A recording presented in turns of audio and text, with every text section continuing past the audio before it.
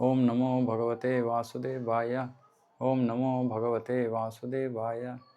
ಓಂ ನಮೋ ಭಗವತೆ ವಾಸುದೇವಾಯ. ನಾರಾಯಣಂ ನಮಸ್ಕೃತ್ಯ ನರಂ ಚೈವ ನರೋತ್ತಮಂ ದೇವೀಂ ಸರಸ್ವತಿಂ ವ್ಯಾಸಂ ತತೋ ಜಯಮುದೀರಯೇತ್. ನಷ್ಟಪ್ರಾಯೇಷು ಭದ್ರೇಷು ನಿತ್ಯಂ ಭಾಗವತ ಸೇವಯಾ ಭಗವತಿ ಉತ್ತಮ ಶ್ಲೋಕೆ ಭಕ್ತಿರ್ಭವತಿ ನೈಷ್ಠಿಕಿ.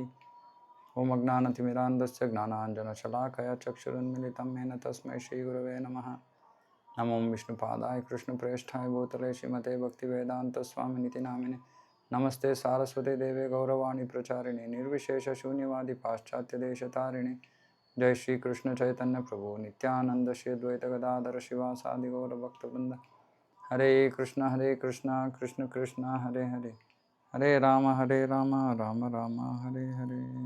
ಶ್ರೀಮದ್ ಭಾಗವತ ಸ್ಕಂದ 1 ಶ್ಲೋಕ ಅಧ್ಯಾಯ 6.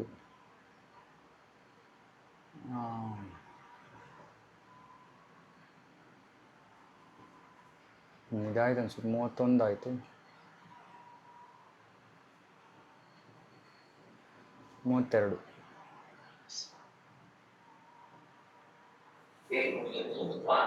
ಮ್ಯೂಟ್ ಮಾಡ್ಕೊಳ್ಳಿ.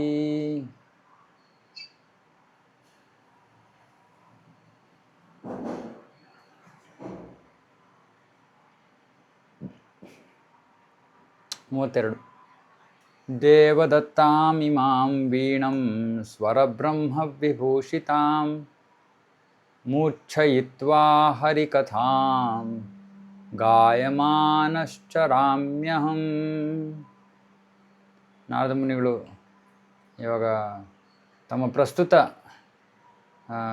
ರೂಪದಲ್ಲಿ, ಅಂದರೆ ಹಿಂದೆ ಹುಡುಗರಾಗಿದ್ದರು, ಆ ಹುಡುಗ ಆಮೇಲೆ ಪರಿಪೂರ್ಣತೆಯನ್ನು ಪಡೆದು ಆಮೇಲೆ ಅವರು ಮಹಾವಿಷ್ಣುವಿನ ಶರೀರವನ್ನು ಪ್ರವೇಶ ಮಾಡಿದ್ರು. ಆಧ್ಯಾತ್ಮಿಕ ಶರೀರದಲ್ಲಿ ಮತ್ತೆ ಮಹಾವಿಷ್ಣುವಿನಿಂದ ಮತ್ತೆ ಸೃಷ್ಟಿಯಾದಾಗ ಅವರು ಅದೇ ಆಧ್ಯಾತ್ಮಿಕ ಶರೀರದೊಂದಿಗೆ ಹೊರಗಡೆ ಬರ್ತಾರೆ.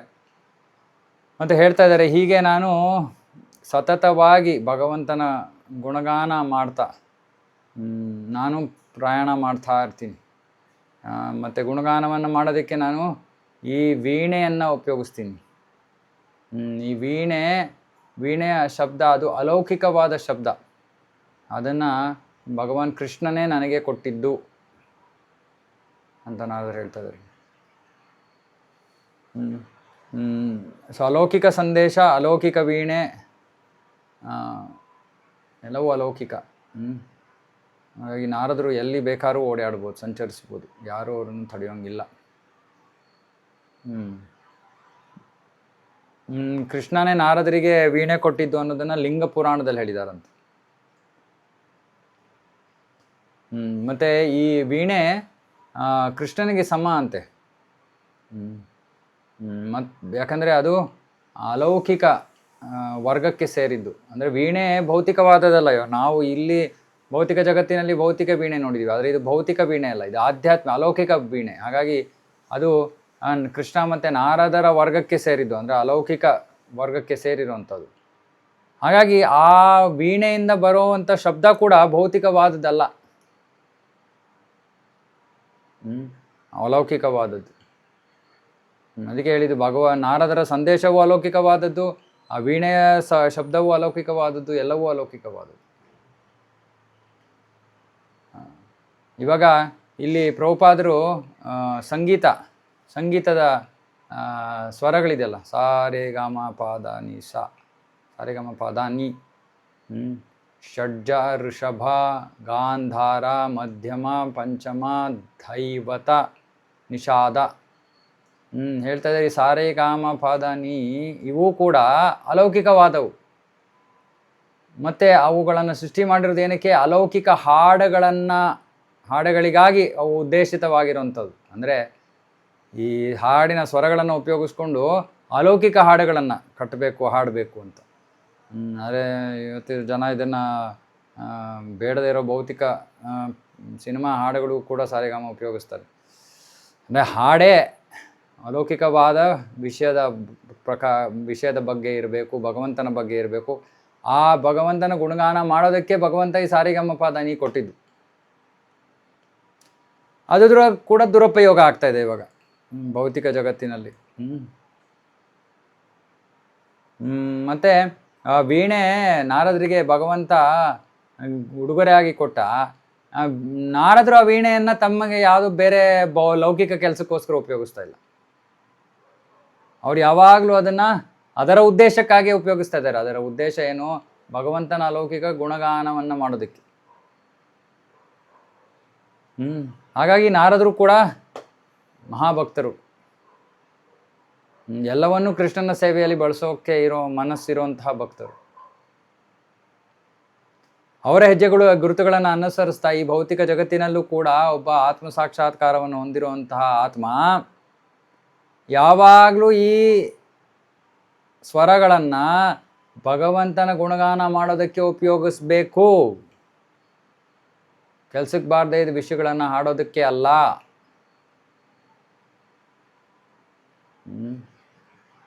ಹಾಗಾಗಿ ನಾವು ಅರ್ಥ ಮಾಡ್ಕೋಬೇಕು, ಭಗವಂತ ಸೃಷ್ಟಿ ಮಾಡಿರೋದು ಎಲ್ಲವನ್ನೂ ಕೂಡ ಅವುಗಳ ಉದ್ದೇಶವೇ ಭಗವಂತನ ಗುಣಗಾನ, ಬೇರೆ ಯಾವ ಉದ್ದೇಶವೂ ಇಲ್ಲ.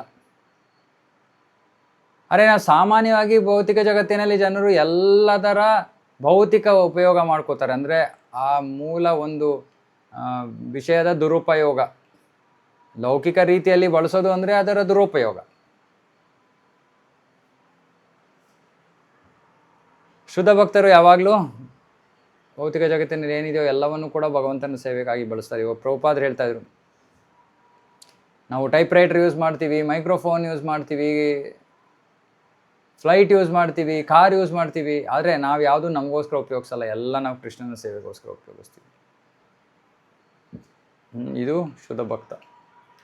33 ಪ್ರಗಾಯತ ಸ್ವವೀರ್ಯಾಣಿ ತೀರ್ಥಪಾದ ಪ್ರಿಯ ಶ್ರವಾಹ ಆಹೂತ ಇವ ಮೇ ಶೀಘ್ರಂ ದರ್ಶನಂ ಯಾತಿ ಚೇತಸಿ. ಪರಮಪ್ರಭು ಶ್ರೀಕೃಷ್ಣ ಅವನ ಲೀಲೆಗಳು, ಚಟುವಟಿಕೆಗಳು ಯಾವಾಗಲೂ ಶ್ರವಣ ಮಾಡೋದಕ್ಕೆ ಬಹಳ ಆನಂದವನ್ನು ನೀಡುವಂಥದ್ದು.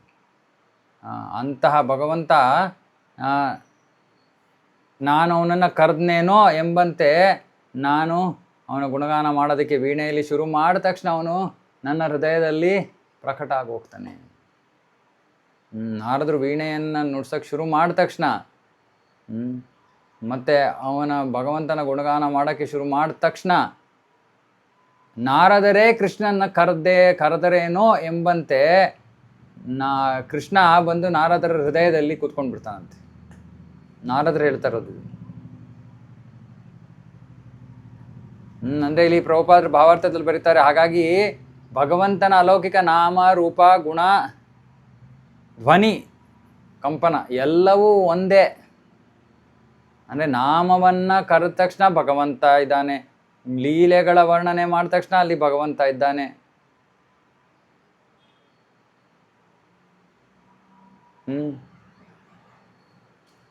ಭಗವಂತ ತಕ್ಷಣ ಶುದ್ಧ ಭಕ್ತನ ಅಲೌಕಿಕ ಕಣ್ಣುಗಳ ಎದುರು ಪ್ರಕಟ ಆಗ್ಬಿಡ್ತಾನಂತೆ, ಕಾಣಿಸ್ಕೊಂಡು ಬಿಡ್ತಾನಂತೆ. ಹೇಗೆ? ಇಲ್ಲಿ ಪ್ರಭುಪಾದರು ಹೇಳ್ತಾ ಇದ್ದಾರೆ, ಹೃದಯದಲ್ಲಿ ಇರೋವಂತಹ ಕನ್ನಡಿಯ ಮೇಲೆ ಭಗವಂತ ಪ್ರಕಟ ಆಗ್ತಾನೆ, ತನ್ನನ್ನು ತಾನು ಅದರ ಮೇಲೆ ಪ್ರತಿಬಿಂಬಿಸ್ಕೊಳ್ತಾನಂತೆ, ರಿಫ್ಲೆಕ್ಟಿಂಗ್.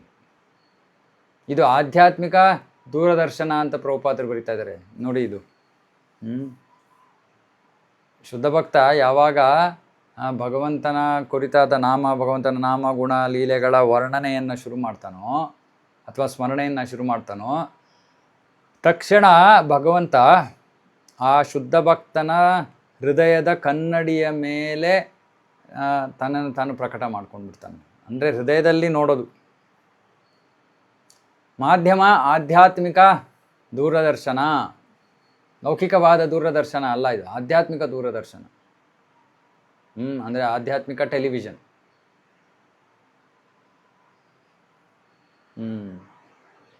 ಹಾಗಾಗಿ ಯಾರು ಕೃಷ್ಣನೆಡೆಗೆ ಪ್ರೇಮಮಯ ಸೇವೆಯನ್ನು ಮಾಡ್ತಾರೋ ಪ್ರತಿ ಕ್ಷಣ ಅವರು ಭಗವಂತನ ಉಪಸ್ಥಿತಿಯನ್ನು ಅನುಭವಿಸ್ಬೋದು ಅಂತ.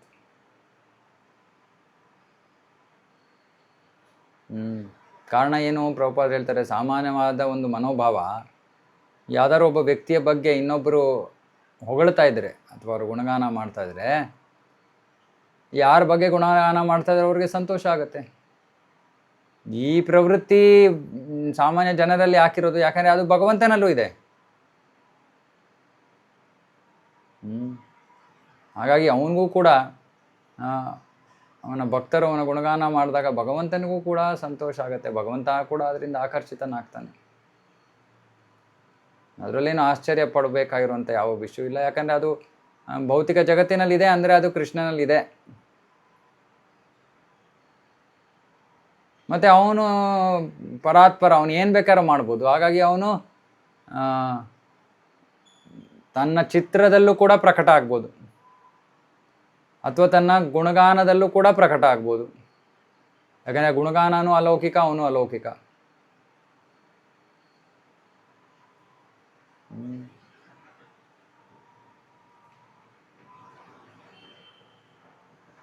ಮತ್ತು ನಾರದರು ಯಾಕೆ ಭಗವಂತನ ಗುಣಗಾನ ಮಾಡ್ತಾ ಇದ್ದಾರೆ? ತಮ್ಮ ವೈಯಕ್ತಿಕ ಲಾಭಕ್ಕಾಗಿ ಅಲ್ಲ, ಭಗವಂತನ ಸಂತೃಪ್ತಿಗಾಗಿ. ಯಾಕಂದರೆ ಅದು ಭಗವಂತನಿಂದ ಅಭಿನ್ನ.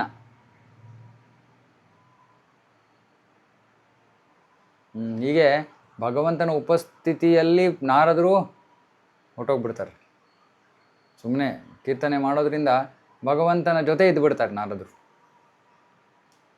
ಇಷ್ಟು ಸುಲಭ ಪ್ರಕ್ರಿಯೆ. ನಾವು ಪ್ರಾಮಾಣಿಕತೆಯಿಂದ, ಶುದ್ಧ ಮನಸ್ಸಿನಿಂದ ಭಗವಂತನ ನಾಮಗುಣ ಲೀಲೆಗಳ ಕೀರ್ತನೆಯನ್ನು ಮಾಡಿದಾಗ ಅಥವಾ ಸ್ಮರಣೆಯನ್ನು ಮಾಡಿದಾಗ ಆ ಸ್ಮರಣೆಯಲ್ಲೇ ಭಗವಂತ ಇದ್ದಾನೆ. ಮತ್ತು ಭಗವಂತ ಆ ಭಕ್ತನ ಹೃದಯದಲ್ಲಿ ನೆಲೆಸ್ಬಿಡ್ತಾನೆ, ಅಥವಾ ಭಕ್ತನ ಹೃದಯದ ಕನ್ನಡಿಯಲ್ಲಿ ಪ್ರಕಟ ಆಗ್ತಾನೆ. ಹೃದಯದ ಕನ್ನಡಿಯಲ್ಲಿ ಪ್ರಕಟ ಆಗ್ತಾನೆ ಅಂದರೆ ಇವಾಗ ಉದಾಹರಣೆಗೆ ಕಣ್ಣು ಮುಚ್ಕೊಂಡು ಇವಾಗ ಏನೋ ಒಂದು ವಿಷಯ ಯೋಚನೆ ಮಾಡ್ತಾ ಇದ್ದೀವಿ. ಉದಾಹರಣೆಗೆ ಇವಾಗ ಓಕೆ, ಕೃಷ್ಣನ ರಾಧಾ ಮಾಧವರ ರೂಪವನ್ನು ನಾನು ಸ್ಮರಿಸ್ಕೋತಾ ಇದ್ದೀನಿ ಅಂದರೆ ಇವಾಗ ಅವರು ಆಗ ನನ್ನ ಹೃದಯದ ಕನ್ನಡಿಯಲ್ಲಿ, ಅಂದರೆ ನಾನಿವಾಗ ಯಾವ ದೃಶ್ಯವನ್ನು ನೋಡ್ತಾ ಇದ್ದೀನೋ ಅಲ್ಲಿ ಪ್ರಕಟ ಆಗ್ಬಿಟ್ರು ಅಂತ. ಕಣ್ಣು ಮುಚ್ಕೊಂಡು ನಾನು ನೋಡ್ತಾ ಇದ್ದೀನಿ. ಏನು ನೋಡ್ತಾ ಇದ್ದೀನಿ? ಮಾಯಾಪುರದಲ್ಲಿರೋ ರಾಧಾ ಮಾಧವರ ಇಲ್ಲಿ ನನ್ನ ಈ ಒಂದು ಕೊಠಡಿಯಲ್ಲಿ ಅವರ ಒಂದು ಚಿತ್ರ ಇದೆ. ಆ ಫೋಟೋವನ್ನು ನಾನು ಮನಸ್ಸಿನಲ್ಲಿ ಸ್ಮರಿಸ್ಕೋತಾ ಇದ್ದೀನಿ. ಮನಸ್ಸಿನಲ್ಲಿ ನಾನು ಸ್ಮರಿಸ್ಕೋತಾ ಇದ್ದೀನಿ ಅಂದ ತಕ್ಷಣ ಆ ಫೋಟೋನಲ್ಲೇ ಅಥವಾ ಆ ಚಿತ್ರದಲ್ಲಿ ಭಗವಂತ ಆ ಚಿತ್ರದಲ್ಲಿ ಉಪಸ್ಥಿತನಿದ್ದಾನೆ. ಇವಾಗ ಇಷ್ಟು ಸುಲಭ ಭಗವಂತನ ಸಂಗ ಮಾಡೋದು. ಅದಕ್ಕೆ ಹೇಳ್ತಾರೆ, ನಾವು ನಾಮ ಜಪ ಮಾಡ್ತಿರುವಾಗ ನಾಮನೇ ಕೃಷ್ಣ ಅಂತ ಅಂದ್ಕೊಂಡು ನಾವು ಹರೇ ಕೃಷ್ಣ ಅಂದರೆ ಕೃಷ್ಣ ಅಲ್ಲಿದ್ದಾನೆ. ಅರೆ ಸುಮ್ಮನೆ ಕಾಟಾಚಾರಕ್ಕೆ ಹರೇ ಕೃಷ್ಣ ಕೃಷ್ಣ ಕೃಷ್ಣ ಹರೇ ಹರೇ ರಾಮ ಹರೇ ರಾಮ ರಾಮ ರಾಮ ಹರೇ ಏನು ಉಪಯೋಗ ಆಗಲ್ಲ. ಆಗತ್ತೆ, ಬಹಳ ನಿಧಾನಗತಿಯಲ್ಲಾಗತ್ತೆ. ಇವಾಗ ಹೇಗೆ ನಾನು ಮುಂಚೆನೂ ನಾನು ಇದನ್ನು ವಿವರಿಸಿದ್ದೀನಿ, ಭಗವಂತನ ರೂಪವನ್ನು ನೋಡಿದಾಗ ನಮಗೆ ಹೌದು ಅವನೇ ಭಗವಂತ ಅಂತ ನಮಗೆ ನಂಬಿಕೆ ಇದೆ. ಅದೇ ರೀತಿ ಭಗವಂತನ ನಾಮವನ್ನು ಕೇಳಿದಾಗಲೂ ನಮ್ಗೆ ಅದೇ ನಂಬಿಕೆ ಇರಬೇಕು. ಈ ನಾಮನು ಕೃಷ್ಣನೇ, ಕೃಷ್ಣನ ಶಬ್ದ ರೂಪ, ಧ್ವನಿ ರೂಪ.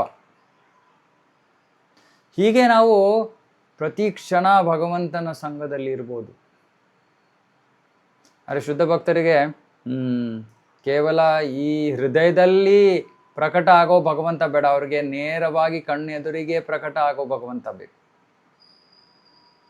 ಅದು ಕೂಡ ಕೃಷ್ಣ ಭಕ್ತರ ಆಸೆಯನ್ನು ಪೂರೈಸ್ತಾನೆ. ಆದರೆ ತಕ್ಷಣ ಕಣ್ಮರೆ ಆಗೋಗ್ತಾನೆ. ಆಮೇಲೆ ಭಕ್ತರಿಗೆ ನಾರದರು ಅನುಭವಿಸ್ದಂಗೆ ತಲೆ ಕೆಟ್ಟೋಗ್ಬಿಡುತ್ತೆ. ಆಮೇಲೆ ಕೂಗ್ಕೊಂಡು ಹೋಗ್ತಾರೆ, ಕೃಷ್ಣ ನೀನೆಲ್ಲಿದೆಯಾ, ರಾಧಾ ನೀನೆಲ್ಲಿದೆಯಾ, ಲಲಿತಾ ನೀನೆಲ್ಲಿದೆಯಾ. ನಮ್ಮ ಗೋಸ್ವಾಮಿಗಳು ಈ ರೀತಿ ಹೇಳ್ತಾಯಿದ್ರು, ಹುಡುಕೊಂಡು ಹೋಗ್ತಾಯಿದ್ರು. ಯಾಕೆ? ಅವರ ಕಣ್ಣ ಮುಂದೆ ಕೃಷ್ಣ ಪ್ರಕಟ ಆದ ತಕ್ಷಣ ಕಣ್ಮರೆ ಆಗೋದು. ಮೊಟ್ಟ ಮೊದಲಿಗೆ ಹೃದಯದ ಕನ್ನಡಿಯ ಮೇಲೆ ಭಗವಂತ ಪ್ರಕಟ ಆಗ್ತಾನೆ. ಆಮೇಲೆ ಅವನ ಇಚ್ಛೆ ಕಣ್ಣು ಮುಂದೆನೂ ಕೂಡ ಪ್ರಕಟ ಆಗ್ಬೋದು. ಮತ್ತು ಹೃದಯದಿಂದಲೂ ಕಣ್ಮರೆ ಆಗ್ಬೋದು, ಕಣ್ಮುಂದೆಯಿಂದನೂ ಕಣ್ಮರೆ ಆಗ್ಬೋದು. ಅರೆ ಅಷ್ಟು ಸರಳವಾದ ಪ್ರಕ್ರಿಯೆ. ಭಗವಂತನ ಸಂಘವನ್ನು ಪಡ್ಕೊಳ್ಳೋಕ್ಕೆ ಏನು ತುಂಬ ಕಠಿಣವಾದದ್ದೇನಲ್ಲ, ಸುಮ್ಮನೆ ಮನಸ್ಸಿಟ್ಟು ನಾವು ಮಾಡ್ತಾ ಇರೋ ಭಕ್ತಿಯ ಕಾರ್ಯಗಳನ್ನು ಮಾಡಬೇಕು. ಮನಸ್ಸಿಟ್ಟು, ಇದು ಮುಖ್ಯವಾದದ್ದು.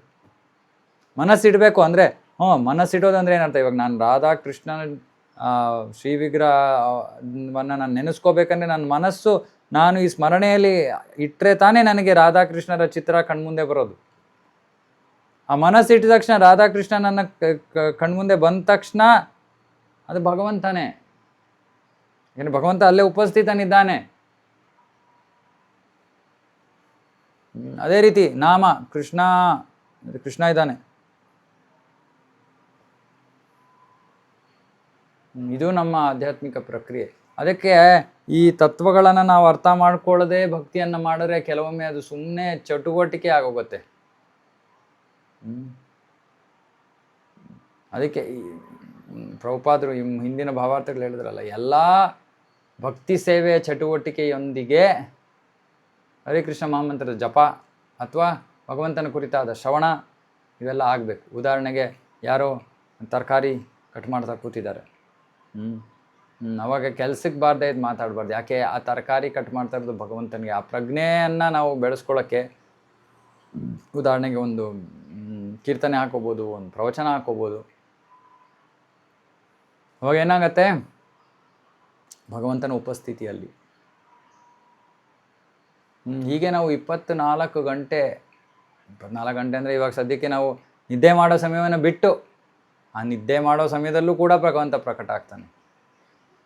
ನಿದ್ದೆ ಮಾಡೋ ಸಮಯವನ್ನು ಬಿಟ್ಟು ಬೇರೆ ಎಲ್ಲ ಸಮಯದಲ್ಲೂ ನಾವು ಕೃಷ್ಣನ ಸ್ಮರಣೆಯಲ್ಲಿ, ಕೃಷ್ಣನ ಸಂಘದಲ್ಲಿ ನಾವು ಇರ್ಬೋದು. ಆದರೆ ಇಂತಹ ಸರಳವಾದ ಪ್ರಕ್ರಿಯೆ ಭಕ್ತಿಯೋಗ ಬಿಟ್ಟರೆ ಬೇರೆ ಯಾವ ಪ್ರಕ್ರಿಯೆಯಲ್ಲೂ ಇದು ಸಾಧ್ಯವಿಲ್ಲ. ಇಷ್ಟು ಸುಲಭ. ಸುಮ್ಮನೆ ಕೃಷ್ಣನನ್ನು ಸ್ಮರಿಸೋದ್ರಿಂದ ನಾವು ಸಮಾಧಿ ಸ್ಥಿತಿಗೆ ಹೊಟ್ಟೋಗ್ಬಿಡ್ತೀವಿ. ಯೋಚನೆ ಮಾಡಿ. ಬಹುನಾಂ ಜನ್ಮನಾಮಂತೆ, ಹಲವಾರು ಜನ್ಮಗಳ ಸಾಧನೆ ಪ್ರಯತ್ನದ ಬಳಿಕ ಬೇರೆ ಮಾರ್ಗವನ್ನು ಅನುಸರಿಸ್ತಾ ಇರೋ ಜೀವಿಗಳು ವಾಸುದೇವನೇ ಸರ್ವಸ್ವ ಅನ್ನೋ ಸ್ವೀಕಾರ ಮಾಡೋಕ್ಕೆ ಹಲವಾರು ಜನ್ಮಗಳು ಬೇಕು. ಇನ್ನು ಅವನನ್ನು ನೋಡೋದು, ಅವನ ಉಪಸ್ಥಿತಿಯನ್ನು ಅನುಭವಿಸೋದು ಯಾವ ಕಾಲಕ್ಕೆ? ಅದ್ಭುತ. 34 ಏತದ್ಧಿಯಾತುರಾ ಚಿತ್ತಾನಾಂ ಮಾತ್ರ ಸ್ಪರ್ಶೇ ಛಯಾಮುಹು ಭವ ಸಿಂಧು ಪ್ಲವೋ ದೃಷ್ಟೋ ಹರಿಚರ್ಯಾನುವರ್ಣನಂ. ಬಹಳ ಸುಂದರವಾದ ಶ್ಲೋಕ ಇದು.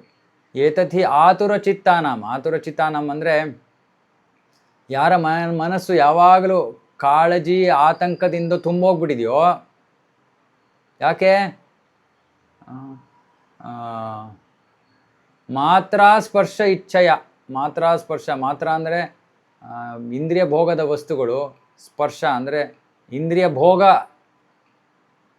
ಭೋಗದ ಇಚ್ಛೆಯಿಂದಾಗಿ ಯಾರ ಮನಸ್ಸು ಯಾವಾಗಲೂ ಕಾಳಜಿ ಮತ್ತು ಆತಂಕಗಳಿಂದ ತುಂಬೋಗ್ಬಿಟ್ಟಿದೆಯೋ ಅವರು ಈ ಭವಸಾಗರವನ್ನು ಒಂದು ಸೂಕ್ತವಾದ ದೋಣಿಯನ್ನು ಉಪಯೋಗಿಸ್ಕೊಂಡು ಈ ಭವಸಾಗರವನ್ನು ದಾಟ್ಬೋದು. ಯಾವುದು ಅದು? ಯಾವ ದೋಣಿ? ಭಗವಂತನ ಅಲೌಕಿಕ ಚಟುವಟಿಕೆಗಳ ಸತತವಾದ ಕೀರ್ತನೆ. ಮತ್ತೆ ಹೇಳ್ತಾ ಇದ್ದೀನಿ, ಕೇಳಿಸ್ಕೊಳ್ಳಿ. ಯಾರ ಮನಗಳು, ಇಂದ್ರಿಯಗಳು ಯಾವಾಗಲೂ ಇಂದ್ರಿಯ ಭೋಗದ ವಸ್ತುಗಳನ್ನು ಇಚ್ಛಿಸುವುದರಲ್ಲೇ ಮುಳುಗೋಗ್ಬಿಟ್ಟಿದೆಯೋ, ಮತ್ತು ಹಾಗಾಗಿ ಅವರು ಯಾವಾಗಲೂ ಆತಂಕ ಮತ್ತು ಕಾಳಜಿಗಳಿಂದ ತುಂಬಿರ್ತಾರೋ ಅಂಥವರು ಕೂಡ ಭವಸಾಗರವನ್ನು, ಭಗವಂತನ ಅಲೌಕಿಕ ಚಟುವಟಿಕೆಗಳ ಸತತವಾದ ಶ್ರವಣದಿಂದ ಭವಸಾಗರವನ್ನು ದಾಟ್ಬೋದು. ಇಂದ್ರಿಯ ಭೋಗದಲ್ಲಿ ಮುಳುಗಿರೋರು ಕೂಡ, ಇನ್ನು ಇಂದ್ರಿಯ ಭೋಗದಲ್ಲಿ ಅಷ್ಟೊಂದು ಮುಳುಗಿಲ್ಲದೆ ಇರೋರ ಬಗ್ಗೆ ಏನೋ ಹೇಳೋದೇನಿದೆ? ಸಂಪೂರ್ಣವಾಗಿ ಇಂದ್ರಿಯ ಭೋಗದ ಇಚ್ಛೆಯಿಂದಾಗಿ ಮನಸ್ಸು ಆತಂಕ ಕಾಳಜಿ ಇವುಗಳಿಂದ ತುಂಬಿದರೂ ಕೂಡ ಅಂಥ ವ್ಯಕ್ತಿ ಕೂಡ ಸುಮ್ಮನೆ ಭಗವಂತನ ಕುರಿತಾದ ಲೀಲೆಗಳ ಗುಣಗಳ ಸತತ ಶ್ರವಣದಿಂದ ಅವನು ಪಾರು ಮಾಡಿಬಿಡ್ಬೋದಂತೆ, ದಾಟಿಬಿಡ್ಬೋದು ಭವಸಾಗರ. ಅದಕ್ಕೆ ಆರಂಭದಲ್ಲಿ ಒಂದು ಶ್ಲೋಕ ಬಂತು. ಏನು ಅಂದರೆ, ಈ ಭಗವಂತನ ಇವಾಗ ಈ ಜ್ಞಾನ ಅಂದರೆ ಬ್ರಹ್ಮನ್ ಜ್ಞಾನ ಇವೆಲ್ಲ ತುಂಬ ಬುದ್ಧಿವಂತರಿಗೆ, ನಮ್ಮಂಥ ಸಾಮಾನ್ಯ ಜೀವಿಗಳಿಗಲ್ಲ. ನಮ್ಮಂಥ ಸಾಮಾನ್ಯ ಜೀವಿಗಳಿಗೆ ಸುಮ್ಮನೆ ಭಗವಂತನ ಲೀಲಾ ಶ್ರವಣದಿಂದ, ಗುಣಶ್ರವಣದಿಂದ, ಕೀರ್ತನೆಯಿಂದ ನಾವು ಅವನ ಉಪಸ್ಥಿತಿಯಲ್ಲಿ ಬಂದ್ಬಿಡ್ತೀವಿ, ಅವನ ಸಂಘವನ್ನು ಪಡ್ಕೊಂಡು ಬಿಡ್ತೀವಿ. ಆವಾಗ ನಾರದರು ಅದಕ್ಕೆ ವ್ಯಾಸದೇವರಿಗೆ ಹೇಳಿದ್ರು, ಅಪ್ಪ ನೀನು ಹಾಗಾಗಿ ಭಾಗವತ ಪುರಾಣವನ್ನು ಬರೆಯಪ್ಪ, ಸಾಮಾನ್ಯ ಜನರಿಗೆ ಸಹಾಯ ಆಗತ್ತಿದ್ರಿಂದ. ದೊಡ್ಡ ದೊಡ್ಡ ಪಂಡಿತರು ಅವರು ಬೇರೆ ಮಾರ್ಗಗಳನ್ನು ಉಪಯೋಗಿಸ್ಕೋಬೋದು, ಸಾಮಾನ್ಯ ಜನರಿಗೆ ಏನಿದೆ ಮಾರ್ಗ? ಭಗವಂತನ ಲೀಲಾ ಶ್ರವಣ, ಲೀಲಾ ಕೀರ್ತನೆ. ಪ್ರಭುಪಾದರು ಭಾವಾರ್ಥದಲ್ಲಿ ಬರಿತಾ ಇದ್ದಾರೆ, ಒಬ್ಬ ಜೀವಿಯ ಒಂದು ಗುಣಲಕ್ಷಣ ಅಂದರೆ ಅವನು ಒಂದು ಕ್ಷಣ ಕೂಡ ಸುಮ್ಮನೆ ಕೂತ್ಕೊಳ್ಳೋಕ್ಕಾಗಲ್ಲ, ಏನೋ ಒಂದು ಮಾಡ್ತಾ ಇರಬೇಕು. ಅವನು ಯಾವುದ್ರ ಬಗ್ಗೆನೋ ಯೋಚನೆ ಮಾಡ್ತಾ ಇರಬೇಕು, ಅಥವಾ ಯಾವುದ್ರ ಬಗ್ಗೆನೋ ಮಾತಾಡ್ತಾ ಇರಬೇಕು. ಭೌತಿಕವಾಗಿ ಮುಳುಗೋಗಿರೋ ಜನ ಭೌತಿಕ ವಿಷಯಗಳ ಬಗ್ಗೆ, ಇಂದ್ರಿಯ ಭೋಗದ ವಿಷಯಗಳ ಬಗ್ಗೆ ಮಾತಾಡ್ತಾರೆ. ಆದರೆ ಅದರಿಂದ ನಮ್ಗೆ ಯಾವ ತೃಪ್ತಿನೂ ಆಗಲ್ಲ, ಇನ್ನೂ ಹಾತೊರೆಯುವಿಕೆ, ಇನ್ನೂ ದುರಾಸೆ ಹೆಚ್ಚಾಗತ್ತೆ, ಇನ್ನೂ ಅದರಿಂದ ಆತಂಕ, ಕಾಳಜಿ ಹೆಚ್ಚಾಗತ್ತೆ. ಇದು ಮಾಯೆ, ಯಾಕಂದರೆ ಅದು ಇಲ್ಲ, ನಿಜವಾಗಿಯೂ ಇಲ್ಲ. ಹಾಗಾಗಿ ಅದರಿಂದ ನಮ್ಗೆ ಆತಂಕ. ಯಾವುದು ನಮಗೆ ನಿಜವಾದ ತೃಪ್ತಿಯನ್ನು ಕೊಡೋದಿಲ್ವೋ ಅಂತಹ ವಸ್ತುವಿನ ಹಿಂದೆ ನಾವು ಓಡ್ತಾ ಇದ್ದೀವಿ. ಹಾಗಾಗಿ ನಾರದರು ತಮ್ಮ ವೈಯಕ್ತಿಕ ಅನುಭವದಿಂದ ಹೇಳ್ತಾ ಇದ್ದಾರೆ, ಅಂತಹ ಹತಾಶರಾಗಿರೋ ಜೀವಿಗಳು ಕೂಡ ಸುಮ್ಮನೆ ಭಗವಂತನ ಚಟುವಟಿಕೆಗಳ ಕೀರ್ತನೆಯನ್ನು ಮಾಡಿದ್ರೆ ಅವರು ತೃಪ್ತರಾಗಿ ಹೋಗ್ತಾರೆ. ಮಾತಾಡೋಕ್ಕೆ ಜನರಿಗೆ ಇಚ್ಛೆ ಇದೆ, ಯಾವ ವಿಷಯದ ಬಗ್ಗೆ ಮಾತಾಡಬೇಕು ಅನ್ನೋದು ಮಾತ್ರ ಬದಲಾಯಿಸ್ಬೇಕಷ್ಟೆ. ಲೌಕಿಕ ವಿಷಯಗಳ ಬಗ್ಗೆ ಮಾತಾಡೋದ್ರ ಬದಲು ಭಗವಂತನ ಕುರಿತಾದ ವಿಷಯಗಳ ಬಗ್ಗೆ ಮಾತಾಡಬೇಕಷ್ಟೇ. ನಾವು ನಿಲ್ಸಕ್ಕಾಗಲ್ಲ ನಮ್ಮ ಮನಸ್ಸಿನ ಕಾರ್ಯವನ್ನು. ಯೋಚನೆ ಮಾಡೋದು ನಿಲ್ಲಿಸ್ಬಿಡ್ತೀನಿ, ಭಾವನೆಗಳನ್ನು ನಿಲ್ಲಿಸ್ಬಿಡ್ತೀನಿ, ಇಲ್ಲ, ಸಾಧ್ಯ ಇಲ್ಲ, ಹುಚ್ಚುತನ ಅದು. ನಿಜವಾಗಿಯೂ ಸಂತೋಷ ಬೇಕಂದ್ರೆ ಆ ಯೋಚನೆ, ಆ ಭಾವನೆಗಳನ್ನು ನಿಲ್ಲಿಸೋದಲ್ಲ, ಅದರ ವಿಷಯವನ್ನು ಬದಲಾಯಿಸಬೇಕು. ಭೌತಿಕದಿಂದ ಅಲೌಕಿಕ ವಿಷಯಗಳೆಡೆಗೆ ಮನಸ್ಸನ್ನು ತಿರುಗಿಸ್ಬೇಕು. ರಾಜಕೀಯದ ಬಗ್ಗೆ ಮಾತಾಡೋದು ಬದಲು, ಸ್ಪೋರ್ಟ್ಸ್ ಬಗ್ಗೆ ಮಾತಾಡೋದ್ರ ಬದಲು ಭಗವಂತನ ಕುರಿತಾದ ವಿಷಯಗಳನ್ನು. ಇವಾಗ ಯಾರಿಗೋ ರಾಜಕೀಯ ಇಷ್ಟ ಅಂದರೆ ಭಗವಂತ ನಡೆಸ್ತಾ ಇರುವಂಥ ರಾಜಕೀಯ, ಮಹಾಭಾರತವನ್ನು ಓದಿ. ಯಾರೋ ಸಿನಿಮಾ ತಾರೆಗಳ ಚಟುವಟಿಕೆಗಳನ್ನು ಆಸ್ವಾದಿಸೋ ಬದಲು ಭಗವಂತನ ಚಟುವಟಿಕೆಗಳನ್ನು ಆಸ್ವಾದಿಸಲಿ. ಭಗವಂತ ಗೋಪಿಯರೊಂದಿಗೆ, ಲಕ್ಷ್ಮಿಯರೊಂದಿಗೆ ಅದ್ಭುತವಾದ ಚಟುವಟಿಕೆಗಳನ್ನು ನಡೆಸಿದ್ದಾನೆ, ಲೀಲೆಗಳನ್ನು. ತನ್ನ ಕಾರಣರಹಿತ ಕರುಣೆಯಿಂದಾಗಿ ಭಗವಂತ ಈ ಭೂಮಿಗೆ ಇಳಿದು ಬರ್ತಾನೆ. ಮತ್ತು ಸಾಮಾನ್ಯ ಮನುಷ್ಯರೇ ಮಾಡುವಂತಹ ಚಟುವಟಿಕೆಗಳಲ್ಲಿ ತೊಡಗ್ತಾನೆ. ಆದರೆ ಅದೇ ಸಮಯದಲ್ಲಿ ಅವನು ಅದ್ಭುತವಾಗಿ ತನ್ನ ಶಕ್ತಿಯನ್ನು ಕೂಡ ಪ್ರದರ್ಶಿಸ್ತಾನೆ. ಯಾಕೆ ಇದನ್ನು ಮಾಡ್ತಾನೆ? ಯಾಕೆಂದರೆ ಬದ್ಧ ಜೀವಿಗಳು ಅದರ ಲಾಭವನ್ನು ಪಡ್ಕೊಂಡು ಅಲೌಕಿಕತೆಯೆಡೆಗೆ ತಮ್ಮ ಗಮನವನ್ನು ಹರಿಸಲಿ ಅನ್ನೋ ಉದ್ದೇಶದಿಂದ.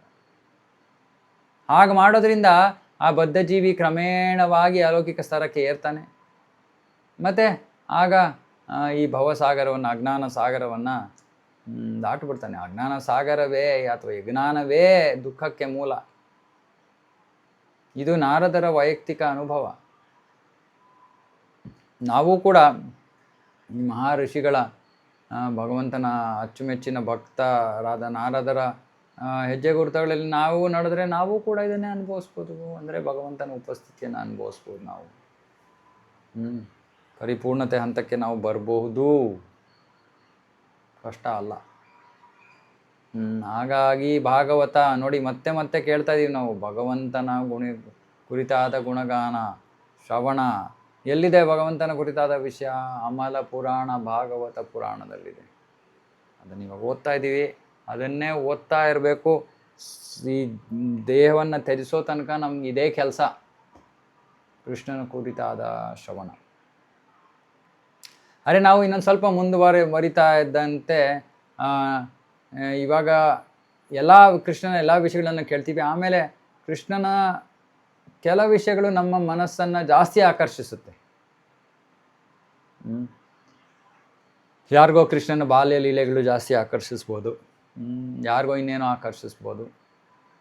ಆಮೇಲೆ ಕ್ರಮೇಣವಾಗಿ ಆ ವಿಷಯಗಳ ಬಗ್ಗೆ ಇನ್ನಷ್ಟು ಶ್ರವಣ ಮಾಡೋಕ್ಕೆ ಉತ್ಸುಕರಾಗ್ತೀವಿ ನಾವು. ಇವಾಗ ಯಾರಿಗೋ ದಾಮೋದರ ಲೀಲೆ ಇಷ್ಟ ಆಯಿತು ಅಂದರೆ ಆ ದಾಮೋದರ ಲೀಲೆಯ ಬಗ್ಗೆ ಬೇರೆ ಬೇರೆ ಗ್ರಂಥಗಳಲ್ಲಿರೋ ವಿಷಯಗಳನ್ನು ಹುಡುಕಿ ಅದನ್ನು ಶ್ರವಣ ಮಾಡೋಕ್ಕೆ ನಮ್ಗೆ ಇಷ್ಟ ಆಗುತ್ತೆ. ಅವಾಗ ಶ್ರವಣ ಪ್ರಕ್ರಿಯೆ ಅದೇ, ಆದರೆ ಶ್ರವಣದ ವಿಷಯ ಇನ್ನಷ್ಟು ನಿರ್ದಿಷ್ಟವಾಗಿ ಹೋಗ್ತಾ ಹೋಗುತ್ತೆ, ಸ್ಪೆಸಿಫಿಕ್ ಆಗ್ತಾ ಹೋಗುತ್ತೆ. ಮೊದಲು ಭಗವಂತನ ಎಲ್ಲ ಲೀಲೆಗಳು, ಆಮೇಲೆ ನಿಧಾನವಾಗಿ ಬಹಳ ವರ್ಷಗಳು ತೊಗೊಳತ್ತಿದ್ದಕ್ಕೆ ನಿಧಾನವಾಗಿ ಇಲ್ಲ ನಾನು ಕೇವಲ ಕೃಷ್ಣನ ವಿಷಯಗಳನ್ನೇ ಶ್ರವಣ ಮಾಡಬೇಕು. ಓಕೆ, ಕೃಷ್ಣನ ವಿಷಯಗಳನ್ನು ಶ್ರವಣ ಮಾಡೋಕ್ಕೆ ಶುರು ಮಾಡಿದ್ವಿ. ಆಮೇಲೆ ಕೃಷ್ಣನ ಬಾಲ್ಯ ಲೀಲೆಗಳನ್ನು ಮಾತ್ರ ಕೇಳಬೇಕು. ಓಕೆ, ಕೃಷ್ಣನ ಬಾಲ್ಯ ಲೀಲೆಗಳನ್ನು ಮಾತ್ರ ಕೇಳ್ತಾನೆ. ಅದರಲ್ಲೂ ಇಲ್ಲ ಈ ದಾಮೋದರ ಲೀಲೆ ತುಂಬ ಅದ್ಭುತವಾದದ್ದು, ನಾನು ಕೇವಲ ಅದನ್ನು ಮಾತ್ರ ಕೇಳೋಕ್ಕೆ ಇಷ್ಟಪಡ್ತೀನಿ.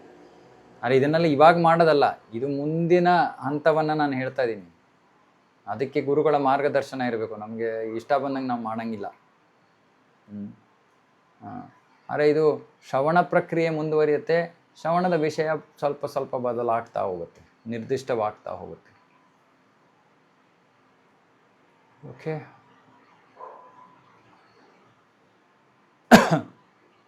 35. ಯಮಾದಿಭಿರ್ಯೋಗಪತೈಃ ಕಾಮಲೋಭ ಹತೋ ಮುಹುಃ ಮುಕುಂದ ಸೇವಯಾ ಯದ್ವತ್ ತಥಾತ್ಮಾಧಾನ ಶಾಮ್ಯತಿ.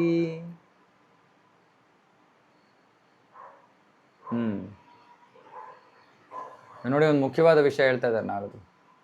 ಯೋಗ ವ್ಯವಸ್ಥೆಯನ್ನು, ಯೋಗ ಪದ್ಧತಿಯನ್ನು, ಅಂದರೆ ಇಂದ್ರಿಯ ಸಂಯಮ, ಇಂದ್ರಿಯಗಳನ್ನು ನಿಯಂತ್ರಿಸೋ ಯೋಗ ಪದ್ಧತಿಯನ್ನು ಅಭ್ಯಾಸ ಮಾಡೋದ್ರಿಂದ ಒಬ್ಬ ವ್ಯಕ್ತಿ ಆಸೆ ಮತ್ತು ಕಾಮದ ತೊಂದರೆಗಳಿಂದ ನಿವಾರಣೆಯನ್ನು ಪಡ್ಕೋಬೋದು. ಆದರೆ ಇದರಿಂದ ಅವನ ಆತ್ಮಕ್ಕೆ ತೃಪ್ತಿ ಸಿಗೋದಿಲ್ಲ. ಆತ್ಮಕ್ಕೆ ತೃಪ್ತಿ ಸಿಗಬೇಕಂದ್ರೆ ಆ ವ್ಯಕ್ತಿ ಭಗವಂತನಿಗೆ ಭಕ್ತಿ ಸೇವೆಯನ್ನು ಮಾಡಬೇಕು. ಯೋಗ ಪದ್ಧತಿಯಿಂದ ಕೇವಲ ಆಸೆ ಮತ್ತು ಕಾಮಗಳಿಂದ ಆಗುವಂಥ ತೊಂದರೆಗಳನ್ನು ನಾವು ದೂರವಿರಿಸ್ಬೋದು, ಆದರೆ ಆತ್ಮಕ್ಕೆ ತೃಪ್ತಿ ಆಗೋದಿಲ್ಲ. ಹಾಗಾಗಿ ಬೇರೆ ಯೋಗ ವ್ಯವಸ್ಥೆಗಳು ಪ್ರಯೋಜನವಿಲ್ಲ. ಅಷ್ಟಾಂಗ ಯೋಗ, ಈ ಯೋಗ, ಕೇವಲ ಭಕ್ತಿ ಸೇವೆ ಮಾತ್ರ.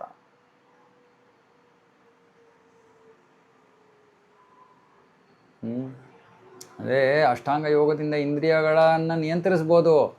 ಇಂದ್ರಿಯಗಳನ್ನು ವಿಷಪೂರಿತ ಸರ್ಪಗಳಿಗೆ ಹೋಲಿಸ್ತಾರೆ. ಹಾಗಾಗಿ ಯೋಗ ವ್ಯವಸ್ಥೆಯಲ್ಲಿ ಅವುಗಳನ್ನು ನಿಯಂತ್ರಿಸ್ತೀವಿ. ಆದರೆ ನಾರದ್ರು ಹೇಳ್ತಾ ಇದ್ದಾರೆ, ಅದನ್ನು ಅಥವಾ ಇಂದ್ರಿಯಗಳನ್ನು ನಿಯಂತ್ರಿಸೋಕ್ಕೆ ಬಹಳ ಸುಲಭವಾದ ನೇರವಾದ ಪ್ರಕ್ರಿಯೆ ಅಂದರೆ ಮುಕುಂದನ ಭಕ್ತಿ ಸೇವೆ.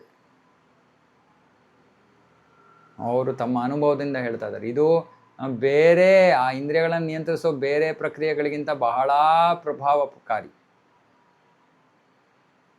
ಯಾಕೆಂದರೆ ಮುಕುಂದನ ಸೇವೆಯಲ್ಲಿ ಇಂದ್ರಿಯಗಳು ಸಹಜವಾಗಿಯೇ ಅಲೌಕಿಕವಾಗಿ ತೊಡಗಿರುತ್ತವೆ. ಆಗ ಅಲೌಕಿಕವಾಗಿ ತೊಡಗಿರುವಾಗ ಇಂದ್ರಿಯ ಭೋಗದಲ್ಲಿ ತೊಡಗೋದಕ್ಕೆ ಅವಕಾಶ ಇಲ್ಲ. ಇಂದ್ರಿಯಗಳಿಗೆ ಏನಾದರೂ ಕೆಲಸ ಕೊಡಬೇಕು, ಸುಮ್ಮನೆ ಕೂರ್ಸೋಕ್ಕಾಗಲ್ಲ. ಯಾಕಂದರೆ ಸುಮ್ಮನೆ ನಾವು ಅದನ್ನು ಕೃತಕವಾಗಿ ಅದನ್ನು ನಿಯಂತ್ರಿಸೋಕ್ಕೆ ಪ್ರಯತ್ನ ಮಾಡಿದ್ರೆ ಏನಾಗುತ್ತೆ, ಅವಕಾಶ ಸಿಕ್ಕ ತಕ್ಷಣ ಓಡೋಟೋಗ್ಬಿಡುತ್ತೆ ಇಂದ್ರಿಯ. ಇದಕ್ಕೆ ಇತಿಹಾಸದಲ್ಲಿ ಹಲವಾರು ಉದಾಹರಣೆಗಳಿವೆ. ವಿಶ್ವಾಮಿತ್ರ ಮುನಿ ಮೇನಕೆಗೆ ಸಿಕ್ಕ ಬಿದ್ದ. ಅರೆ ಹರಿದಾಸ ಠಾಕೂರರು ಅವರನ್ನು ಮಾಯೆ ಮಧ್ಯರಾತ್ರಿಯಲ್ಲಿ ಅವರನ್ನು ಆಕರ್ಷಿಸೋಕ್ಕೆ ಪ್ರಯತ್ನ ಮಾಡ್ತಾರೆ, ಆದರೆ ಏನೂ ಆಗೋದೇ ಇಲ್ಲ. ಅಂದರೆ ಭಕ್ತಿ ಸೇವೆ ಇಲ್ಲದೆ ಬೇರೆ ಯೋಗ ಪ್ರಕ್ರಿಯೆ, ಜ್ಞಾನ ಪ್ರಕ್ರಿಯೆ ಯಾವತ್ತೂ ಅದು ಯಶಸ್ವಿ ಆಗೋಕ್ಕೆ ಸಾಧ್ಯ ಇಲ್ಲ. ಅದು ಎಂಥ ಭಕ್ತಿ ಸೇವೆ? ಶುದ್ಧ ಭಕ್ತಿ ಸೇವೆ ಮಾತ್ರ ಭಗವತ್ ಸಾಕ್ಷಾತ್ಕಾರವನ್ನು ಕೊಡುತ್ತೆ. ಭಗವಂತನನ್ನು ನಾವು ಸುಲಭವಾಗಿ ಪಡ್ಕೊಂಡ್ಬಿಡ್ಬೋದು. ಯಾಕೆ? ಶುದ್ಧ ಭಕ್ತಿ ಸೇವೆ ಅಂದರೆ ಅಲೌಕಿಕ ಸೇವೆ. ಅದು ಮಿಶ್ರ ಭಕ್ತಿ ಅಂದರೆ ಅದು ಅಲೌಕಿಕವಾದದ್ದಲ್ಲ, ಅದು ಇಂದ್ರಿಯ ಭೋಗದೊಂದಿಗೆ ಮಾಡ್ತಾ ಇರೋದು, ಅದು ಮಿಶ್ರಿತ. ಯಾರೋ ಜ್ಞಾನಕ್ಕೋಸ್ಕರ ಭಕ್ತಿಯನ್ನು ಮಾಡ್ತಾ ಇದ್ದಾರೆ, ಯಾರೋ ಕರ್ಮ ಕಾಮನೆಗಳನ್ನು ಪೂರೈಸ್ಕೊಳ್ಳೋಕ್ಕೋಸ್ಕರ ಭಕ್ತಿ ಮಾಡ್ತಾ ಇದ್ದಾರೆ. ಇದು ಮಿಶ್ರ ಭಕ್ತಿ, ಇದು ಅಲೌಕಿಕವಲ್ಲ. ಅದು ಕೇವಲ ಅಲೌಕಿಕ ಭಕ್ತಿ ಸೇವೆಯಿಂದ, ಶುದ್ಧ ಭಕ್ತಿ ಸೇವೆಯಿಂದ ನಾವು ಕೃಷ್ಣನನ್ನು ಆಕರ್ಷಿಸ್ಬೋದು.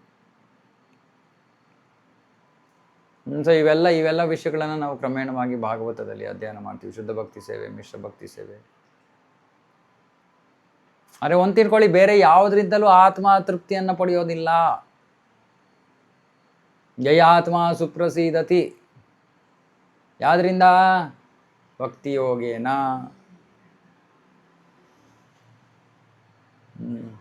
ನಾವು ಬೇರೆ ಏನು ಮಾಡಿದ್ರು ಕೂಡ ಬೇರೆ ಫಲಗಳು ಸಿಗ್ಬೋದು, ಆತ್ಮತೃಪ್ತಿ ಸಿಗೋದಿಲ್ಲ. ಅಷ್ಟು ಪ್ರಬಲವಾದದ್ದು ಭಕ್ತಿ ಸೇವೆ. ಹಾಗಾಗಿ ಯಾರು ಪ್ರಶ್ನೆ ಮಾಡಿದ್ರೆ ನಾ ಯಾಕೆ ಭಕ್ತಿ ಸೇವೆ ಮಾಡಬೇಕು ಅಂದರೆ ಆನಂದವನ್ನು ಪಡ್ಕೊಳ್ಳೋಕ್ಕೆ. ಸರಿ, ನಾನು ಬೇರೆ ಏನಾದ್ರು ಮಾರ್ಗ ಮಾಡ್ತೀನಿ ಅಂದರೆ ಸರಿ, ಅದರಿಂದ ಬೇರೆ ಫಲ ಸಿಗ್ಬೋದು, ಆದರೆ ಆತ್ಮಕ್ಕೆ ಆನಂದ ಸಿಗಲ್ಲ. ಆತ್ಮಕ್ಕೆ ಸಿಗಬೇಕಾಗಿರೋ ಆನಂದ ಕೇವಲ ಭಕ್ತಿ ಸೇವೆಯಲ್ಲಿ ಮಾತ್ರ ಇರೋದು.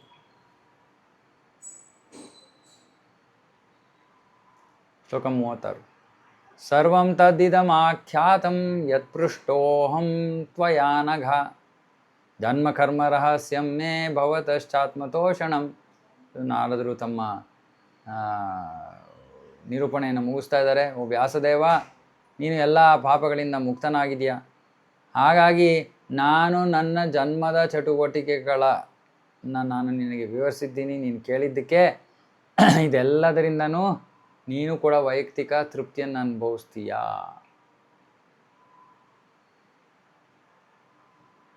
ಸೊ ನಾರದರು ಭಾವಾರ್ಥದಲ್ಲಿ ಪ್ರಭುಪಾದರು ಬರೀತಾರೆ, ನಾರದರು ವ್ಯಾಸದೇವರ ಪ್ರಶ್ನೆ ನೀವೇನು ಮಾಡಿದ್ರಿ ಅಂದಿದ್ದಕ್ಕೆ ಸಂಪೂರ್ಣ ತಮ್ಮ ಜೀವನದ ವಿಷಯಗಳನ್ನು ಒಂದಾದ್ಮೇಲೆ ಒಂದು ನಿರೂಪಣೆ ಮಾಡಿದ್ದಾರೆ. ಭಕ್ತಿ ಸೇವೆಯ ಸಂಪೂರ್ಣ ಪ್ರಕ್ರಿಯೆಯ ವರ್ಣನೆ ಆಗಿದೆ. ಹೇಗೆ ಅಲೌಕಿಕ ಸಂಘದಿಂದಾಗಿ ಅವರ ಭಕ್ತಿಯ ಬೀಜವನ್ನು ನೆಡಲಾಯಿತು. ಆ ಸಂಘದಲ್ಲಿ ಹೇಗೆ ಅದು ಕ್ರಮೇಣವಾಗಿ ಬೆಳೀತು ಶ್ರವಣದಿಂದಾಗಿ. ಆ ಶ್ರವಣದಿಂದ ಏನಾಯಿತು? ಭೌತಿಕತೆಯೆಡೆಗೆ ನಿರ್ಲಿಪ್ತತೆ, ವೈರಾಗ್ಯ ಬೆಳೀತು. ಆ ಚಿಕ್ಕ ಹುಡುಗ ಎಷ್ಟರ ಮಟ್ಟಿಗೆ ಅವನು ವೈರಾಗ್ಯ ಬೆಳೆದಿತ್ತು ಅಂದರೆ ತಾಯಿಯ ಮರಣದ ಸುದ್ದಿಯೂ ಕೂಡ ಅವನನ್ನು ನಿಲ್ಲಿಸಲಿಲ್ಲ. ಅದನ್ನು ಕೂಡ ಅವನು ಭಗವಂತನ ಆಶೀರ್ವಾದವಾಗಿ ಸ್ವೀಕಾರ ಮಾಡ್ದ. ಆ ಒಂದು ಅವಕಾಶವನ್ನು ತಗೊಂಡು ಭಗವಂತನನ್ನು ಹುಡುಕೋಕ್ಕೆ ಹೊರಟ. ಮತ್ತು ಅಂತಹ ಒಂದು ಪ್ರಾಮಾಣಿಕ ಬೇಡಿಕೆಯನ್ನು ಕೂಡ ಭಗವಂತ ಒಂದು ಸತಿ ದರ್ಶನ ಕೊಡೋದ್ರ ಮೂಲಕ ಪೂರೈಸ್ತಾನೆ. ಅವನು ಅಪರಿಪೂರ್ಣನಾಗಿದ್ದರೂ ಕೂಡ, ಪರಿಪಕ್ವ ಹಂತಕ್ಕೆ ಬಂದಿಲ್ಲದೆ ಇದ್ದರೂ ಕೂಡ ಆಮೇಲೆ ಭಗವಂತನೇ ವರ್ಣನೆ ಮಾಡ್ತಾನೆ, ನೀನು ಮುಂದೆ ಭಕ್ತಿ ಸೇವೆಯನ್ನು ಮಾಡ್ಕೊಂಡು ಹೋಗೋ ಮುಂದೆ ನೀನು ನನ್ನ ಸಂಘದಲ್ಲಿ ಬರ್ತೀಯಾ ಅಂತ. ಅದೇ ಪ್ರಕಾರವಾಗಿ ನಾರದರು ಆ ಶುದ್ಧ ಭಕ್ತಿ ಸೇವೆಯನ್ನು ಮಾಡಿಕೊಂಡು, ಅಂದರೆ ಭಗವಂತನ ಗುಣಗಾನ, ನಾಮ, ಗುಣ, ಲೀಲೆಗಳ ಕೀರ್ತನೆಯನ್ನು ಮಾಡಿಕೊಂಡು ಜಗತ್ತಿನಾದ್ಯಂತ ಎಲ್ಲ ಕಡೆ ಸುತ್ತಾಡಿದ್ರು. ಆಮೇಲೆ ಮರಣದ ಸಮಯದಲ್ಲಿ ಅವರು ಅಷ್ಟೊತ್ತಿಗೆ ಆಧ್ಯಾತ್ಮಿಕ ಶರೀರವನ್ನು ಪಡ್ಕೊಂಡಿದ್ರು. ಆಧ್ಯಾತ್ಮಿಕ ಶರೀರದೊಂದಿಗೆ ಮಹಾವಿಷ್ಣುವಿನ ಶರೀರವನ್ನು ಪ್ರವೇಶ ಮಾಡ್ತಾರೆ. ಮುಂದಿನ ಸೃಷ್ಟಿಯ ಸಮಯದಲ್ಲಿ ಅವರು ಮಹಾವಿಷ್ಣುವಿನ ಶರೀರದಿಂದ ಅದೇ ನಾರದರಾಗಿ ಅದೇ ಅಲೌಕಿಕ ಶರೀರವನ್ನು ಹೊಂದಿದ್ದು ಕೈಯಲ್ಲಿ ವೀಣೆಯನ್ನು ಹಿಡಿದು ಭಗವಂತನ ಗುಣಗಾನ ಮಾಡ್ತಾ ಜಗತ್ತಿನಾದ್ಯಂತ ಎಲ್ಲಿ ಬೇಕಾದ್ರೂ ತ್ರಿಲೋಕಗಳಲ್ಲಿ ಆಧ್ಯಾತ್ಮಿಕ ಜಗತ್ತಿನಲ್ಲಿ ಪರ್ಯಟನೆ ಮಾಡ್ತಾ ಇದ್ದಾರೆ.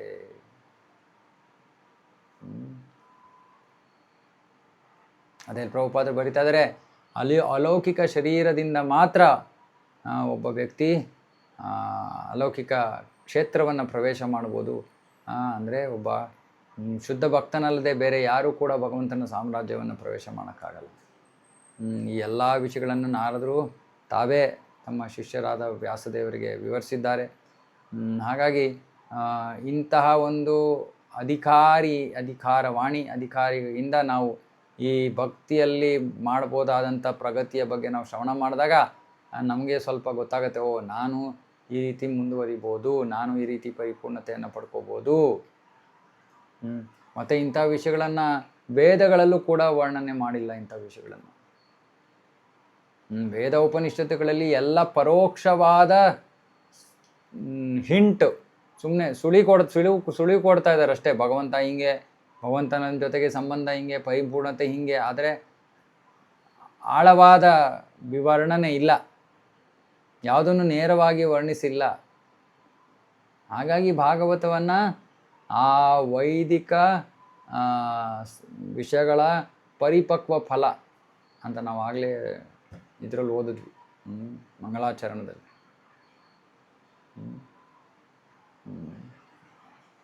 ಎಲ್ಲ ವೇದಗಳ ಪರಿಪಕ್ವ ಫಲ ಭಾಗವತ.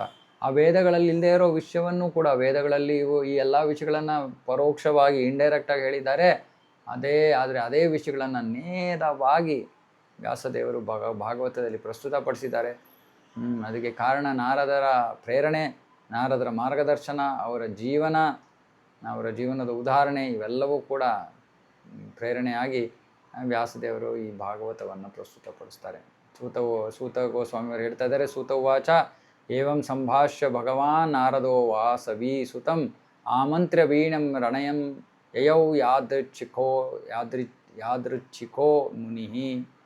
ಸೂತ ಗೋಸ್ವಾಮಿ ಹೇಳ್ತಾರೆ, ಹೀಗೆ ವ್ಯಾಸದೇವರನ್ನು ಉದ್ದೇಶಿಸಿ ಮಾತಾಡಿದ ಬಳಿಕ ನಾರದರು ಅವರಿಂದ ಬೀಳ್ಪಡೆದು ತಮ್ಮ ವೀಣೆಯನ್ನು ನುಡಿಸ್ತಾ ತಮ್ಮ ಇಚ್ಛೆಯ ಪ್ರಕಾರ ಅವರು ಅಲ್ಲಿಂದ ಹೊರಟರು. ಪ್ರಭುಪಾದರು ಬರೀತಾರೆ, ಪ್ರತಿಯೊಬ್ಬ ಜೀವಿಯೂ ಕೂಡ ಪೂರ್ಣ ಸ್ವಾತಂತ್ರ್ಯವನ್ನು ಹೊಂದೋದಕ್ಕೆ ಬಹಳ ಆತಂಕಿತನಾಗಿರ್ತಾನೆ. ಯಾಕಂದರೆ ಅದು ಅವನ ಅಲೌಕಿಕ ಸ್ವಭಾವ. ಮತ್ತು ಈ ಸ್ವಾತಂತ್ರ್ಯವನ್ನು ನಾವು ಹೇಗೆ ಪಡಿತೀವಿ? ಕೇವಲ ಭಗವಂತನ ಅಲೌಕಿಕ ಸೇವೆಯ ಮೂಲಕ ಮಾತ್ರ ನಾವು ಈ ಸ್ವಾತಂತ್ರ್ಯವನ್ನು ಪಡಿತೀವಿ. ಇಲ್ಲಾಂದರೆ ಈ ಭೌತಿಕ ಶಕ್ತಿಯ ಭ್ರಮೆಯಲ್ಲಿ ಸಿಕ್ಕಾಕೊಂಡಿದ್ದು ನಾವು ಮುಕ್ತರಾಗಿದ್ದೀವಿ, ಸ್ವತಂತ್ರರಾಗಿದ್ದೀವಿ ಅಂತ ಯೋಚನೆ ಮಾಡ್ತಾ ಇದ್ದೀವಿ. ಆದರೆ ನಿಜವಾಗ್ಲೂ ನಾವು ಅವಳ ಕಠಿಣ ನಿಯಮಗಳ ಅಡಿಯಲ್ಲಿ ಅಥವಾ ಅದರಲ್ಲಿ ಬಂಧಿತರಾಗಿದ್ದೀವಿ. ಹಾಗಾಗಿ ಬದ್ಧ ಜೀವಿ ತನ್ನನ್ನು ತಾನು ಮುಕ್ತನನ್ನಾಗಿಸ್ಕೊಳ್ಳೋಕ್ಕಾಗಲ್ಲ, ಬಿಡುಗಡೆ ಸಿಗಲ್ಲ. ಎಲ್ಲಿ ಹೋದರೂ ಕೂಡ ತ್ರಿಲೋಕಗಳಲ್ಲಿ ತ್ರಿಗುಣಗಳ ಅಧೀನದಲ್ಲೇ ಇರ್ತಾನೆ. ಆದರೆ ಸಂಪೂರ್ಣವಾಗಿ ನಾರದರಂಥ ಮುಕ್ತಾತ್ಮರು ಯಾವಾಗಲೂ ಭಗವಂತನ ಗುಣಗಾನ ಮಾಡ್ತಾ ಭೂಮಿಯ ಮೇಲೆ ಮಾತ್ರ ಇರಲಿ, ಆಧ್ಯಾತ್ಮಿಕ ಆಕಾಶದಲ್ಲೂ ಹೋಗೋದಕ್ಕೆ ಅವ್ರಿಗೆ ಶಕ್ತಿ ಅಥವಾ ಅನುಮತಿ ಇದೆ. ಮತ್ತು ಇದು ಎಂತಹ ಸ್ವಾತಂತ್ರ್ಯ! ಇದು ಪರಮ ಪ್ರಭುವಿಗೆ ಇರುವಂಥ ಸ್ವಾತಂತ್ರ್ಯ. ಇದು ನಾರದರು ಹೊಂದಿರುವಂಥ ಸ್ವಾತಂತ್ರ್ಯ. ಯಾವ ಕಾರಣನೂ ಇಲ್ಲ, ಯಾವ ಒಂದು ಹಂಗೂ ಇಲ್ಲ. ನಾರದರು ಎಲ್ಲಿ ಬೇಕಾದ್ರೂ ಪ್ರಯಾಣ ಮಾಡ್ಬೋದು, ಯಾರೂ ಅವರನ್ನು ನಿಲ್ಲಿಸೋಂಗಿಲ್ಲ. ಅದೇ ರೀತಿ ಈ ಭಕ್ತಿ ಸೇವೆ ಅಲೌಕಿಕ ಪ್ರಕ್ರಿಯೆ ಅಥವಾ ವ್ಯವಸ್ಥೆ ಕೂಡ ಯಾರಿಗೆ ಬೇಕಾದರೂ ಇದೆ.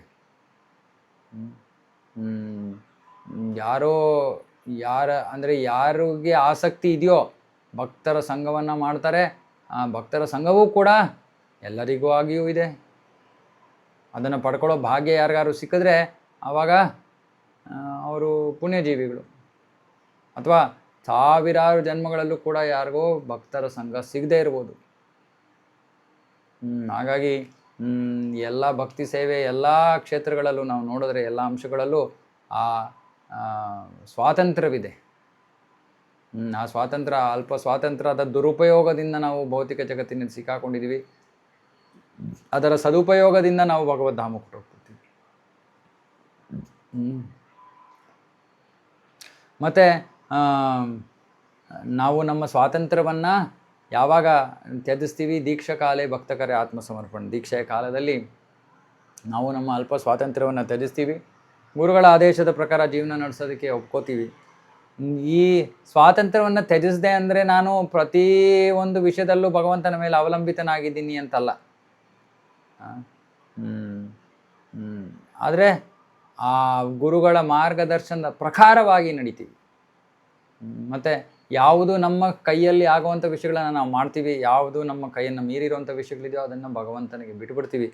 ಆದರೆ ಒಟ್ಟಾರೆ ನಮಗೆ ಗೊತ್ತು, ಇದು ಯಾವುದು ನನ್ನ ಇಚ್ಛೆಯ ಪ್ರಕಾರ ನಾನು ಸ್ವತಂತ್ರನಾಗಿ ಯಾವುದನ್ನು ಮಾಡ್ತಾಯಿಲ್ಲ, ಗುರುಗಳ ಇಚ್ಛೆ, ಕೃಷ್ಣನ ಇಚ್ಛೆ ಅಂತ. ಇದು ಶರಣಾಗತಿ, ಇದು ನಿಜವಾದ ಸ್ವಾತಂತ್ರ್ಯ. ಇದನ್ನೇ ಒಬ್ಬ ವ್ಯಕ್ತಿ ದೀಕ್ಷೆಯ ಸಮಯದಲ್ಲಿ ಪಡ್ಕೋಬೇಕು. ಪಡ್ಕೊಳ್ಳೋ ರೀತಿಯಲ್ಲಿ ಅವನು ದೀಕ್ಷೆಯನ್ನು ತಗೋಬೇಕು. ಓಕೆ, ಸೊ ಇದ್ರ ಜೊತೆ ಈ ಅಧ್ಯಾಯ ಮುಗಿತಾ? ಇನ್ನೊಂದು ಶ್ಲೋಕ ಇದೆಯಾ? ಇನ್ನೊಂದು ಶ್ಲೋಕ ಇದೆ, ಮುಗಿಸ್ಕೊಂಡು. ಅಹೋ ದೇವರ್ಷಿರ್ಧನ್ಯೋಯಂ ಯತ್ಕೀರ್ತಿಂ ಶಾಂಗಧನ್ಮನಃ ಗಾಯನ್ಮಾದ್ಯನ್ನಿದಂ ತಂತ್ರ್ಯಾ ರಮಯತ್ಯಾತುರಂ ಜಗತ್. ನಾರದರಿಗೆ ಜಯವಾಗಲಿ. ಯಾಕೆಂದರೆ ಅವರು ಭಗವಂತನ ಚಟುವಟಿಕೆಗಳ ಗುಣಗಾನ ಮಾಡಿಕೊಂಡು ಎಲ್ಲ ಕಡೆ ಸಂಚರಿಸ್ತಾರೆ. ಹಾಗೆ ಮಾಡೋದ್ರಿಂದ ಅವರು ತಮಗೆ ತಾವೂ ಆನಂದವನ್ನು ಪಡಿತಾರೆ, ಅಲ್ಲದೆ ಈ ಎಲ್ಲ ಜಗತ್ತುಗಳಲ್ಲಿ ದುಃಖಿತರಾಗಿರುವಂಥ ಆತ್ಮಗಳಿಗೂ ಕೂಡ ಅವರು ಆನಂದವನ್ನು ನೀಡ್ತಾರೆ. ನಾರದರು ಆ ವೀಣೆಯನ್ನು ನುಡಿಸ್ಕೊಂಡು ಭಗವಂತನ ಗುಣಗಾನ ಮಾಡಿಕೊಂಡು ಬ್ರಹ್ಮಾಂಡದಲ್ಲಿರೋ ಎಲ್ಲ ದುಃಖಭರಿತ ಜೀವಿಗಳಿಗೆ ಒಂದು ಉಪಶಮನ ನೀಡ್ತಾರೆ, ಒಂದು ಆನಂದವನ್ನು ಕೊಡ್ತಾರೆ. ಯಾಕಂದರೆ ಈ ಬ್ರಹ್ಮಾಂಡದೊಳಗೆ ಯಾರೂ ಕೂಡ ಆನಂದವಾಗಿಲ್ಲ. ಮತ್ತು ಯಾವುದನ್ನು ಅವರು ಆನಂದ ಅಂತ ಅನುಭವಿಸ್ತಾ ಇದ್ದಾರೆ ಅದು ಮಾಯೆಯ ಭ್ರಮೆ. ಭಗವಂತನ ಮಾಯಾಶಕ್ತಿ ಎಷ್ಟು ಪ್ರಬಲವಾಗಿದೆ ಅಂದರೆ ಹಂದಿ ಕೂಡ ಮಲದ ಮೇಲೆ ಜೀವಿಸುವ ಹಂದಿ ಕೂಡ ಸಂತೋಷವಾಗಿದೆ ಅಂತ ಅನ್ಕೋತಾ ಇದೆ. ಅಂದರೆ ಎಲ್ಲರೂ ಸಂತೋಷವಾಗಿದ್ದಾರೆ ಅಂತ ಅನ್ಕೋತಾರೆ, ಆದರೆ ಇದು ಭ್ರಮೆ. ಯಾರೂ ಕೂಡ ನಿಜವಾಗ್ಲೂ ಭೌತಿಕ ಜಗತ್ತಿನಲ್ಲಿ ಸಂತೋಷವಾಗಿರೋಕ್ಕಾಗಲ್ಲ. ಅಂತಹ ದುಃಖದಲ್ಲಿ ಮುಳುಗಿರುವಂಥ ಜೀವಿಗಳ ಜ್ಞಾನೋದಯಕ್ಕೋಸ್ಕರ ನಾರದರು ಎಲ್ಲ ಕಡೆ ಸಂಚರಿಸ್ತಾರೆ. ಅವರ ಪ್ರಚಾರ ಧ್ಯೇಯ ಒಂದೇ, ಎಲ್ಲರಿಗೂ ಭಗವದ್ಧಾಮಕ್ಕೆ ವಾಪಸ್ ಕರ್ಕೊಂಡು ಹೋಗೋದು. ಎಲ್ಲ ಪ್ರಾಮಾಣಿಕ ಭಕ್ತರ ಧ್ಯೇಯವೂ ಅದೇ ಆಗಿರುತ್ತೆ. ಹಾಗಾಗಿ ನಾವು ಅವರ ಹೆಜ್ಜೆ ಗುರುತುಗಳಲ್ಲಿ ನಡೆದು ಭಗವಂತನ ಕುರಿತಾದ ವಿಷಯಗಳನ್ನು ಬೇರೆ ಜೀವಿಗಳಿಗೆ ಕೊಟ್ಟು ಅವರು ಕೂಡ ತಮ್ಮ ಭಗವದ್ಧಾಮಕ್ಕೆ ಮರಳಿ ಪ್ರಯಾಣವನ್ನು ಪ್ರಾರಂಭ ಮಾಡೋ ರೀತಿಯಲ್ಲಿ ಮಾಡಿದ್ರೆ ಅದರಿಂದ ಗುರುಗಳಿಗೆ, ಪ್ರಭುಪಾದರಿಗೆ, ಕೃಷ್ಣನಿಗೆ ಬಹಳ ಸಂತೃಪ್ತಿ ಆಗುತ್ತೆ. ಓಕೆ, ಇದ್ರ ಜೊತೆ ಮೊದಲನೇ ಸ್ಕಂದದ 6ನೇ ಅಧ್ಯಾಯ ಮುಕ್ತಾಯವಾಯಿತು. ಸೋಮವಾರದಿಂದ 7ನೇ ಅಧ್ಯಾಯ. ಓಕೆ, ಯಾರಿಗಾರು ಏನಾದರೂ ಪ್ರಶ್ನೆಗಳಿದ್ದರೆ ಕೇಳ್ಬೋದು. ಹರೇ ಕೃಷ್ಣ.